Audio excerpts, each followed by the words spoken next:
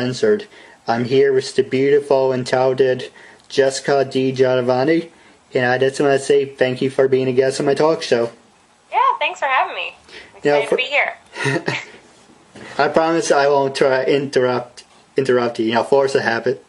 What do you mean interrupt me? No, like you say something, there's like a sudden pause. It's like, okay, you stop talking, I can say something, and when I go say something, you say something. No, that's natural. It's just how it works, That's true. We're excited. We're excited to be doing this, so it works out. Now, for people who want to know what Uncensored is, Uncensored's my way of showing people that even with a learning disability, I can still overcome controversy and reach my goals in life. At the same time, I'm turning myself into a perfect example for people out there deaf, blind, or in a wheelchair. But you should never label yourself, or you should you should never label yourself or have people label you, and you should prove to them you can still amount to something. Doesn't matter if you're deaf, blind, or in a wheelchair. It's proving people wrong. You would think after 152 times I would get used to saying it without butchering it. But no, it happens to the best of us, seriously. You could do a play for a month and mess up a line, so. Starting off, and like I said, it's uncensored. It's half hour, 45 minutes. You can say anything you want, curse if you want to. It's completely whatever you want to do. So, cool. Starting off, what can you tell me about yourself? Well, I'm originally from Chicago. I'm from the south suburbs of Chicago, so I grew up going into the city and going to a lot of museums, and my mom made sure we always got our art fix, so we would go to the Art Institute of Chicago a lot and see stuff like that.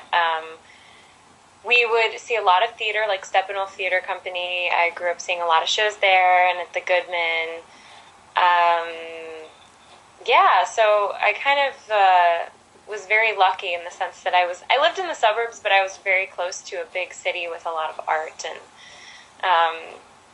culture. It's a beautiful city. Have you ever been to Chicago before?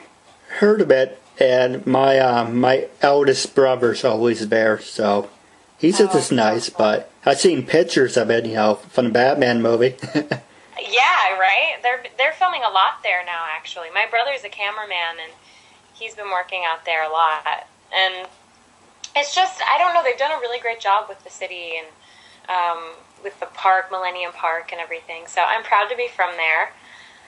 And I came to New York,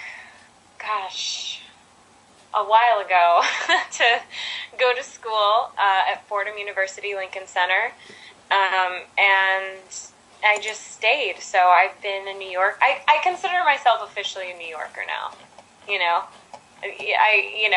I've taken the subway for God knows how long, and I'm used to not having personal space. So I think I'm officially a New Yorker now.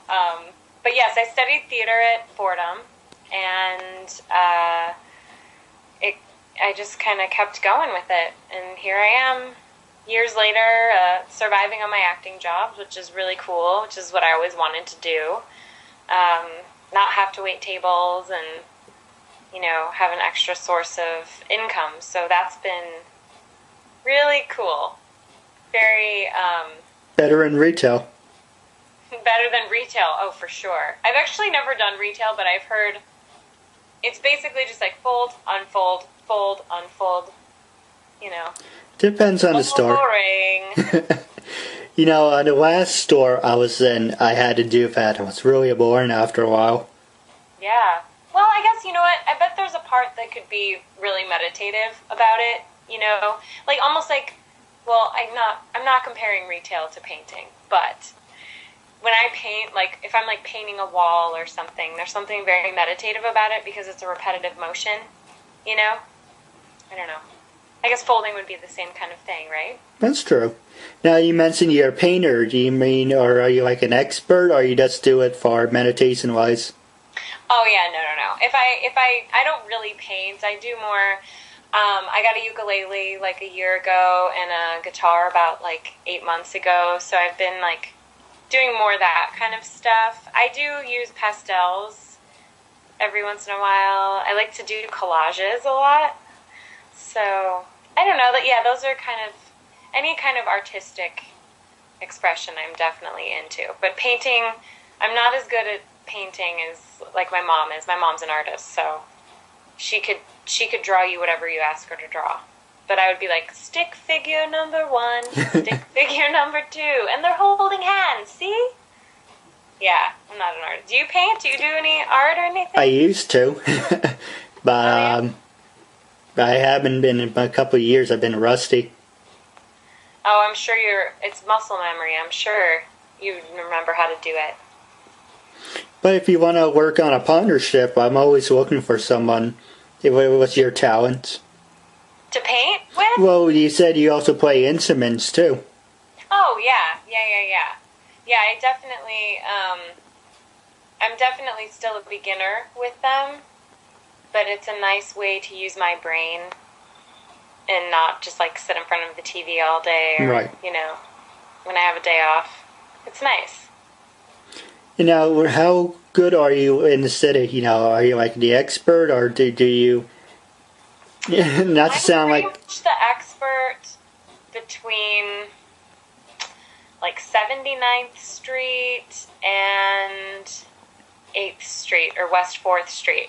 And then, like, north of that and south of that, I get lost a lot. I kind of know my way around Soho a little bit, because there's auditions down there. But, like, the financial district, I get so lost. I'm good with the subway. I'm definitely like a subway expert. Well, if you're interested, I would love to hire you for your services.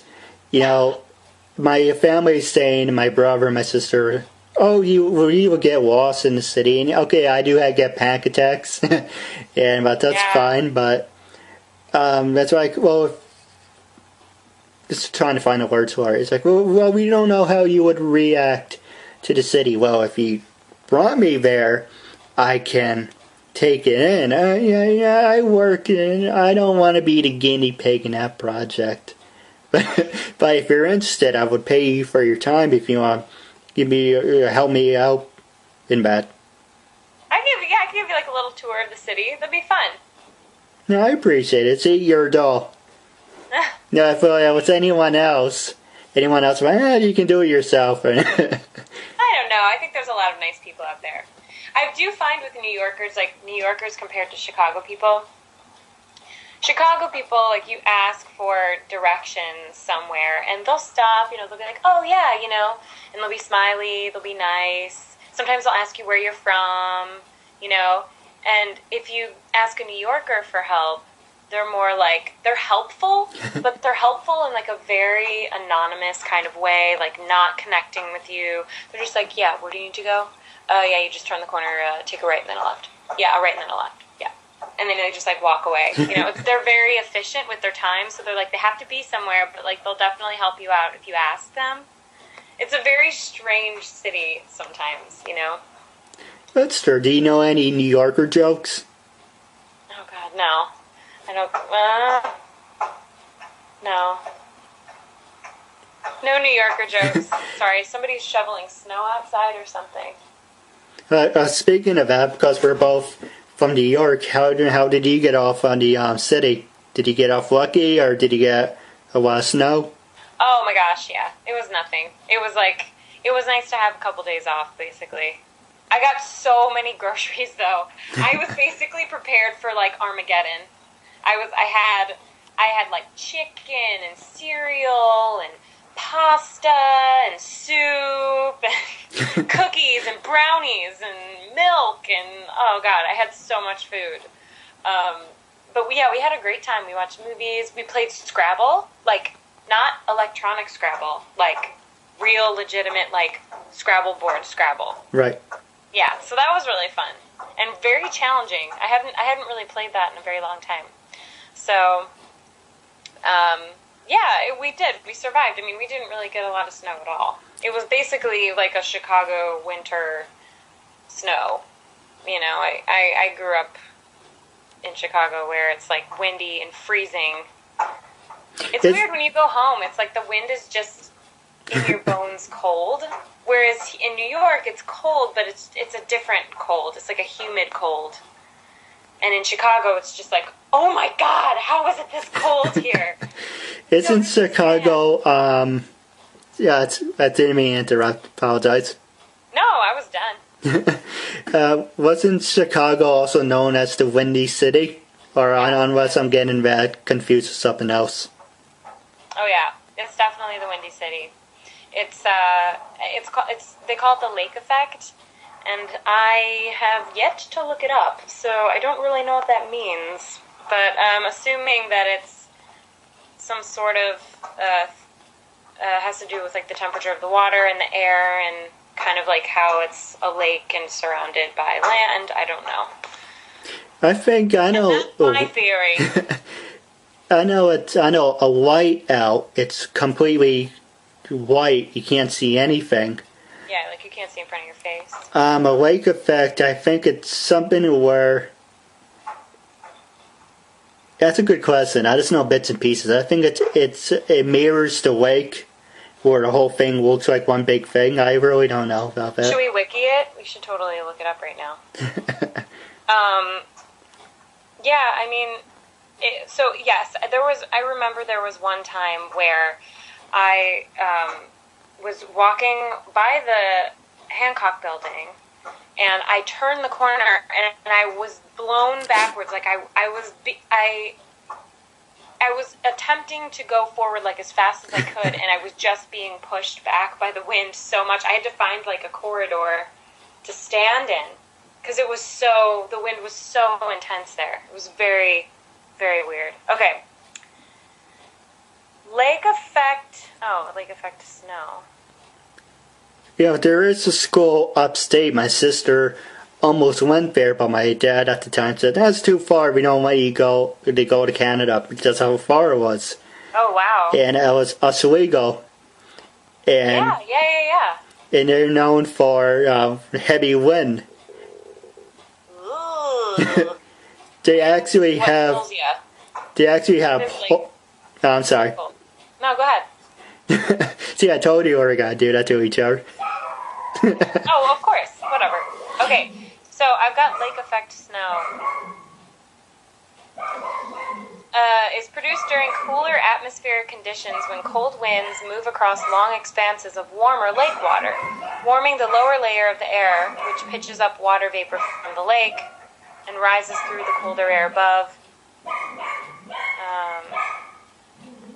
Yeah. So I guess it is something to do with the temperatures. But lake effect snow is all that came up, just not lake effect. Look on YouTube, if just show you a video of it. Yeah. But in Oswego, like you're talking about wind, Oswego, they actually have poles. And the wind's so bad, you have to hold on to the poles so you don't get blown away. Wait. Are you telling me that, like, this town, this city, has just random poles that don't serve any other purpose besides for people to hold on to? I never been there, but that's what I've been told. Oh my God. That's insane! Why would anyone want to live in a place like that? That's crazy.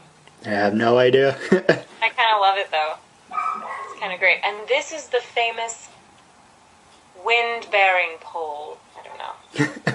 Being weird. Now, So anyway. Huh?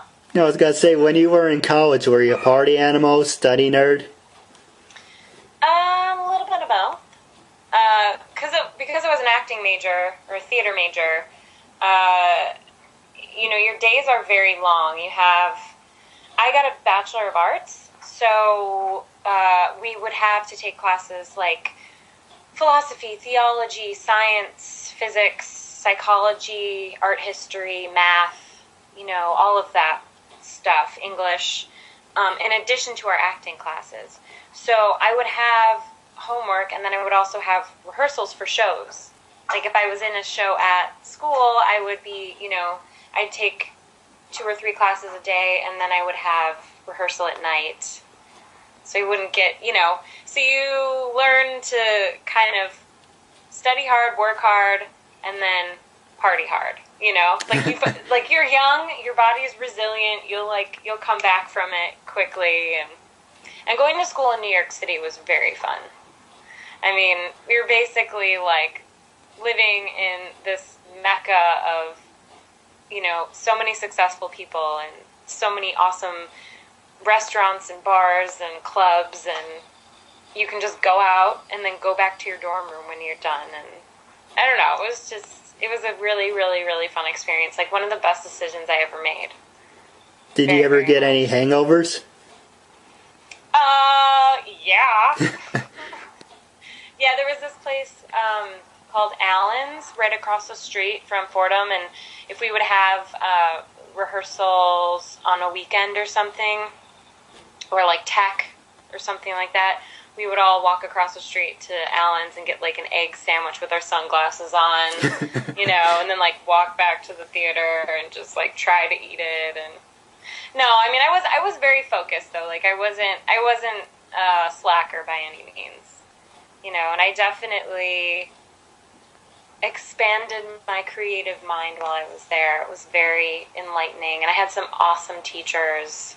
They bring in a lot of people from the outside world, so like we'd have professional actors come in and teach a class for a semester, or directors, or, you know, so when we would leave school, we would have all these connections that you know, we wouldn't have had if we went to school somewhere in like Iowa or, you know, Oklahoma or something. So that was a really great draw, and a really one of the main reasons I wanted to go there too is because I knew that, like, by going to school in New York City, I was also creating a network of people, and I knew that that's where I wanted to be after school. So to kind of have a network already built by the time I got out of school I felt was a very smart move, you know, because I feel like a lot of people, they'll go to conservatories or they'll go to school outside of the city, and then they'll come here and they'll be like, what's happening? What am I doing? I need an apartment. I don't know any casting directors. I don't, you know. I was working with a manager starting my freshman year of college, so I was kind of already getting the ball rolling as I was in school. And they had a business class at Fordham, which was great. So our senior year, the first half of that class, the first half of the semester was a casting director would come in. Harriet Bass came in for us, and she taught us all about the business and like how to audition well, and what are, you know, which casting offices cast what, and how to find an agent and all that stuff. So that was super helpful, because a lot of colleges do not have that class. And so these actors get out from conservatory and they don't know how the business works. You know, she taught us how to do mailings and how we should do 3 things every day for our career. And if you do that every day, then you'll be where you want to be quicker than most. Or how to audition for TV, because, you know, we majored in theater, so we didn't really have film or TV or directing film department, really. Right. So, yeah, I really enjoyed Fordham a lot. It's getting better and better. You know, Denzel Washington went there, and he just gave a couple million to them for scholarships, and so they could get better faculty in, or adjunct faculty. Like Felicia Rashad just taught a year there a couple years ago, and so it's a great program. What about for sports? Were you ever athletic? Yes, I was. I was very athletic, actually. I did almost everything besides. I didn't ice skate because I suck, and I didn't play softball, but I played soccer. I swam. Swimming was like my thing. I went to Junior Olympics a couple times, which was really super fun. And the butterfly stroke was my stroke. Yeah. And what else did I do? In the summers, I would play golf and tennis, and I would swim and I would dive. And then during the school year, I would play soccer and I would swim and What else did I do? I don't know. Yeah, I've always been like a very athletic kid. I was always very active, but then ultimately I ended up choosing theater. I did do sports in high school my freshman year, but by the time sophomore year came around, I was like, I need to be on stage. And they conflicted with sports, so you had to choose one or the other. It was really hard to do both. When I was in high school, I was a part of the audio-visual department, so I was constantly walking around with a video camera, making videos. Oh, how cool! Would they ever let you, rent it and take it outside of school? No, they were very... Well, the next question I'm going to say to you is, when you went to high school, was it a public school, or was it like a normal school, or was it a rich, snobby country? No, it was a public school, and I loved it. It was a public school with a really, really... it had a blue ribbon. You know how they give out the blue ribbons to high schools and stuff, like the president comes? Had a blue ribbon status a couple years before I got there. So, yeah, we were very fortunate enough to have a community that really supported the arts. So, but it was a big school. There were about 2,400 kids there. And it was very diverse, which was really great as well. We had all different walks of life going to school there, so many different cultures, and I think that's also that kind of did contribute to why I felt so comfortable in New York. It was just very, very diverse, society, I guess. That's true. The school I went to, it's like the same public school, but it was a rich, snobby country club. So if you didn't have money, they basically took a dump on you.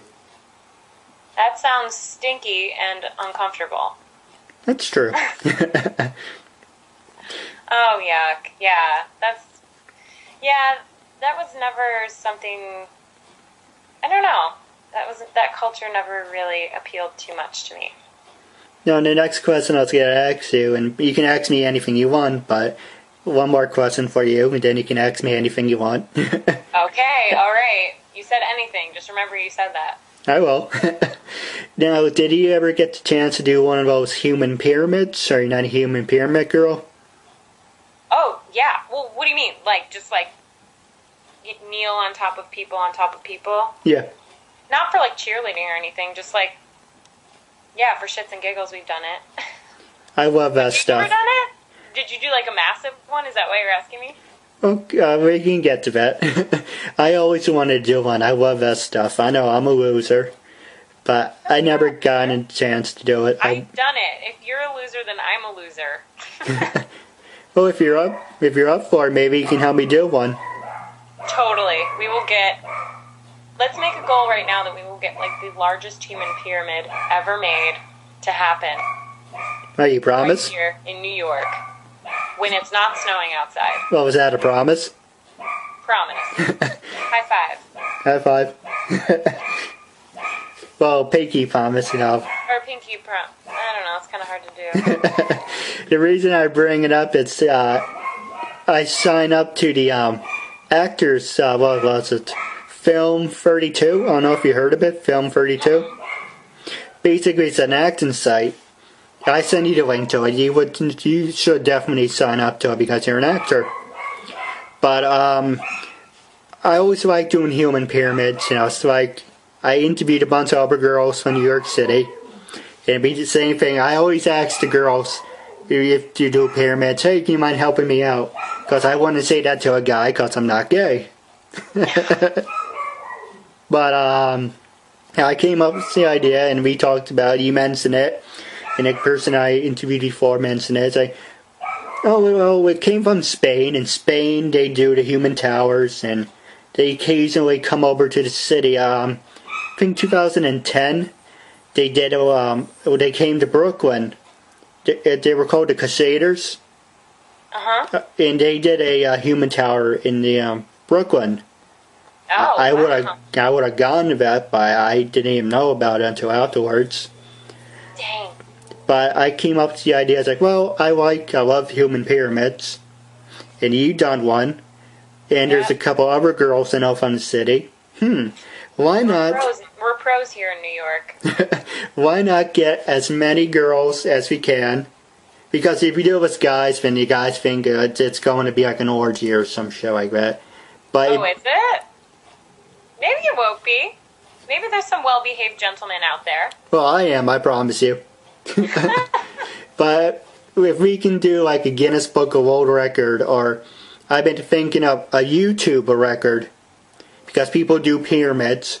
Yeah. And there's a couple pyramids, but I always want to do, like, there's a stack, like one on top of one on top of one, like a tower.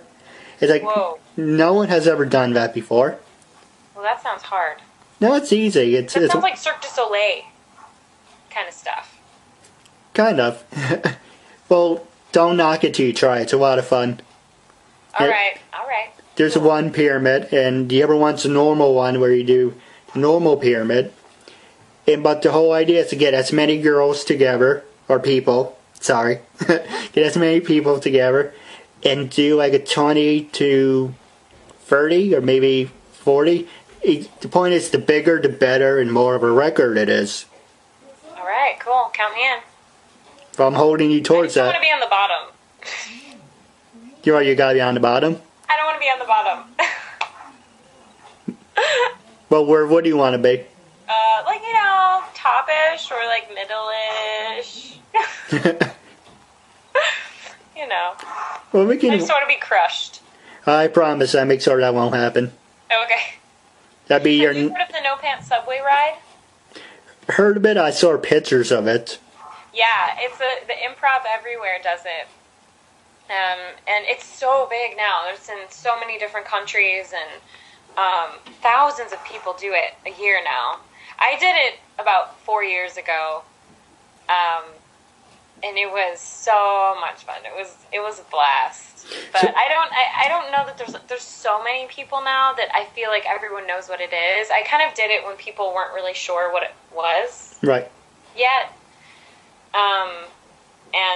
And now it's like everybody knows what it is, and it's not as fun anymore because people don't come up to you as much and aren't like, "What are you doing? Why does no one have pants on you?" I mean, I'm sure there's some like tourists maybe that ask, but I feel like most New Yorkers now know what it is. Yeah, how different? But I think everyone should do it once in their life. It's very liberating, walking around without any pants on in the middle of winter. That's true. Yeah. Well, how different is that from the flash? And yeah, I noticed you're turning red in your face, so I hope I wasn't imposing on you. Oh, no, that's my blush. Now, how different... It's my natural hue, don't you know? How different is that from the flash mob? Not the actual mob, but... That's not like a flash mob because it's spread out throughout all of the train cars, or all of the subway system, all of the trains, and it's they encourage you to have your earphones in or like be reading a book or something so that you don't really interact with anyone else. Right. So, and it just takes place all over the city. I mean, we end up meeting at Union Square at the very end, and they have like a little bit of a dance party, and then there's like a restaurant you go to after to get drinks. But I don't even know if the restaurant could fit everyone now because it's like so many people. But yeah, it's a really fun experience. Improv Everywhere, they do a lot of the flash mobby kind of things, or like experiments in the city to kind of see how people react. Now, there's you mentioned no pants on the subway thing. And I have to show you the picture, but it's a good thing I noticed that. But in Japan, I don't know if you've seen the video, but they cram people on like pancakes. Oh my god, yes. I have seen that. And I didn't know recently, but there's one train for guys and one train for girls. And I was like, maybe, I don't know why they keep separated. But I was like, well, why don't they do the... what you're saying, no pants day. That would be interesting. That would be... I feel like there'd be a lot of awkward moments on that train. For a lot of people. That's true. Now, Oh yeah. do you have anything you want to ask me? And like I said, you can ask me anything you want. Okay. Well, what is your favorite restaurant to go to where you're from or where you live? And why? Let's see. I would say probably well, you said actual restaurant, right? Yeah. So I guess Outback wouldn't consider that, right? Nice juicy steak. There is this Italian place, and when we do hang out, I love to take you there. It's called Where Vagina, Okay. and it's a all Italian restaurant, and it's really nice. Expensive, but it's really nice. Nice. Well, that's how you know. You may hike up those prices. You're like, this better taste like liquid gold. You know. Cool. Did you play sports in high school? I got hit in the face when I was in high school. No, you got punched in the face? No, Or like hit in the face with like sports equipment balls and stuff. the second thing you said. Okay. Because my brother, I am not the fastest at hand-eye coordination. If you tell me, okay, cats, I will. But if you just say, think fast, I'm not. You're not. The ball's gonna win that battle. I lost count how many times I got whacked in the face. Oh no. But I do play. There's a basketball court up the road, but I did use recently. But then that's kind of awkward. Yeah. I miss team sports. Did you ever play a team sport? Never given the opportunity. Well, bowling, but they don't do that anymore. Oh, bowling. I love bowling. I always forget that it's a thing, like that it exists. You know? You would probably think this is funny. I fell on my ass at a bowling. I was going to say bowling range, but a bowling alley. I'm not good at it, but... Well, I bet you can kick my ass at it. Oh. Can we play with bumpers? Sure. Okay. All right.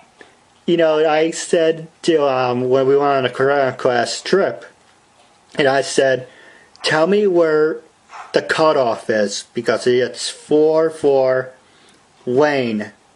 And usually they have a black line on the floor saying, do not pass this line. Mm-hmm. So I said, where is the line? Because I don't want to going down the aisle. And it's like, no, you will see it. So I'm walking, I don't see it, I walk and whiplash at that. Oh my god. And the bowling ball went in the air and it swam on the floor. Luckily, it missed my hand. Oh my god, yes. And they said to me, what the hell is wrong? They said, okay, don't finish that subject. We know what's wrong with you. You have a learning disability. I said, I told you, where is the cutoff point on the floor? Yeah. We thought you would see it. Well, I guess you learned the hard way. Yeah, I guess the floor won that battle. Yeah, thanks. The floor won that battle too, yeah. Well, the shoes are really slippery at bowling alleys, and the floors are really slippery at bowling alleys. So, I mean, I feel like they see people fall, like, every night. At least, like, I would say, like, average number 10 people falling on their butts a night. For sure. You know, it's just, I feel like maybe they do it for their own entertainment. That's true. You know? The other time is on the same day, we're about to leave, and I noticed the pins were still there. The lane was on. It's like, I'm gonna roll the pole one more time. No, we're leaving. We're going now. Okay. I slowly snuck over to the pins. I got a ball and I threw it. At that same time, thank God I didn't throw it hard enough. At that same time, the glass thing was starting to lower. That's my teacher's reaction, Your Honor. The same reaction you have on your face. Oh my god! and luckily, that's bounced off the rubber part. It's oh my god, if that is Saturday. You are a lucky man. Yes, I am. Do you even know how much that would cost? like, to replace that whole bowling situation. And for a piece of glass, maybe like $200-$300, give or take. Nah, it's better that you didn't break it. And I was always 10 years old. I was just 10 at the time, so... Oh, okay, yeah, they wouldn't have made a kid pay for it. Sorry, I thought it was, like, recently. I was like, well, yep. Have you ever gone black light bowling? That's when they put the black light on, right? Mm-hmm. That's really fun. Occasionally, I saw it once. Actually, when we were done doing the interview, I got something I'll show you. My FYE, I don't know if you have FYE in the city. FYE? Yes. It's for FYEs for your entertainment. But okay. they're going out of business. And so, I don't mean to hesitate, I apologize. It happens when I'm nervous. Oh my gosh, no. Don't worry about it. And so they were selling this for, it's a good deal, I got it for $20. They were selling this black light of what's 48 inches. And I'll show you, I have it on my wall over there. I have to buy a second one, but I want my whole room lit up. Only lights up half of it. And my dad, after I bought it, my dad said, what the hell you gotta do with that thing? Like, I'm gonna have raves in my room, Dad. Gosh. I still need to find those posters. Do you know what type of posters they are? It's yeah, well, I know, like, Spencer's Gifts used to have them, or, like, I think Hot Topic maybe used to have them. I'm sure you could find them online. But I remember in the 90s, it was all about that. Or, like, early millennium, it was, like, the lava lamps, the blizzard lamps, and, like, the black lights, and, like, the star stickers on your ceiling. I had all that. Black light paint, and oh my gosh. And, like, Jinko jeans, and baby tees. Didn't have those. No, you didn't have those? Alright, we might be a couple generations, or a generation different. But, yeah, that was... Growing up for me, that was like all that tacky stuff. I know. And I did it all. Do you miss it? Black lights? Sure. Hey, if anybody like ever wants to go somewhere that has black lights, I'm totally down. I think it's cool. Your teeth look extremely white. You can see the lint on everyone's clothes. It's fun. That's now it's in the lights you have in the background are really nice. Yeah, they're fun little LED lights I have in my room. I like them too. They make like a nice little mood lighting. Now, do you ever say I got actually something else I forgot? Oh, that's what I remember. Do you mention about the stars? My eldest brother had the planets. There was this, can't remember the name, but we used to call it Science Store. And he had the moon, he had Mars.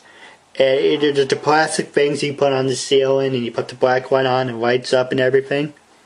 Yeah. The good thing... No, I'm sorry. No, go ahead. No, ladies first. Well, were they big? Like, were they huge, or were they like the small ones like I had? Oh, the big ones. They were huge? Whoa, cool. Sorry, continue. What were you saying? Not a problem. and we had the stars, too. The stars, occasionally they worked, they didn't.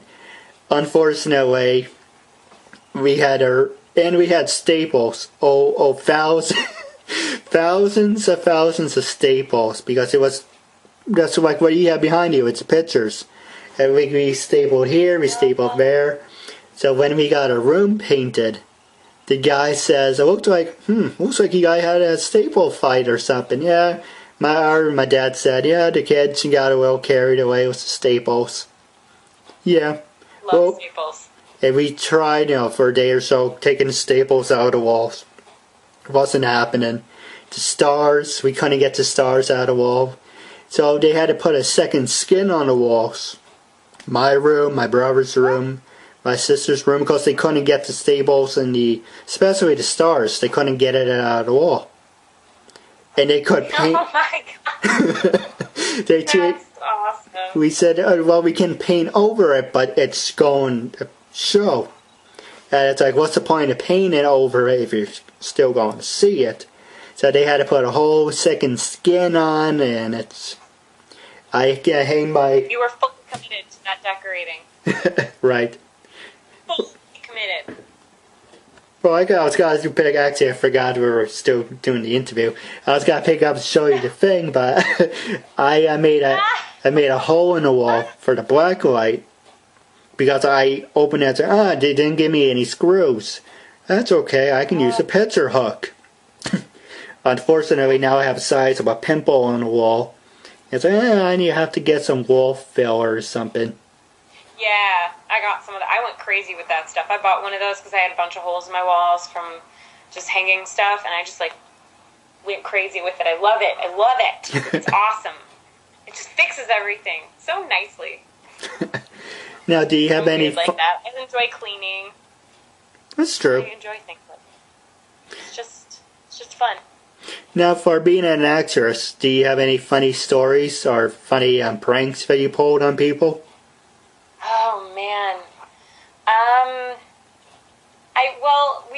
I did this play called Bike America in Atlanta and then in New York, and we had done the show so much that by the time we were like in the last few weeks of the run, we started you start to try to make people laugh.